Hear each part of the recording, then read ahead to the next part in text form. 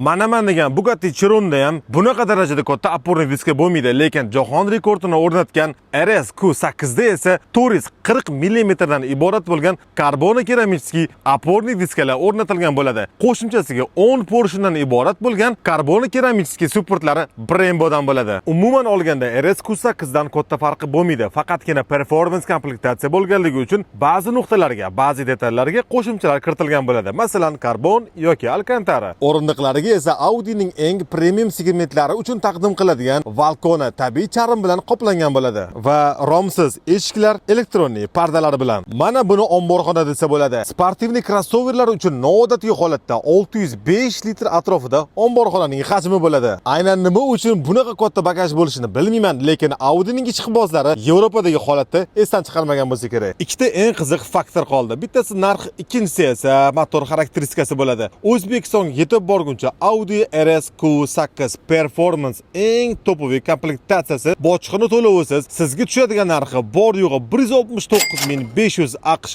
dollari bo'ladi. Ko'rinishidan yengil, ko'rinishidan sportivniy atmosferani beradigan bu RS Q8 siz o'ylaganchalik yengil emas. Tasavvur qiling, salkam 2,5 tonnaga yetar yetmas og'irligi bilan bor yo'g'i 3-6 sekundda 100 ga chiqish uchun 4 litrli объем motor двойной turbonaduf bilan va образный 8 silindrga yengil gibridli ustunovkasi ham o'rnatilgan bo'ladi va u 640 ot kuchi 850 Nm siz uchun xizmat qiladi va 8 pog'onali Tiptronic uzatmalar qutisiga ega bo'ladi.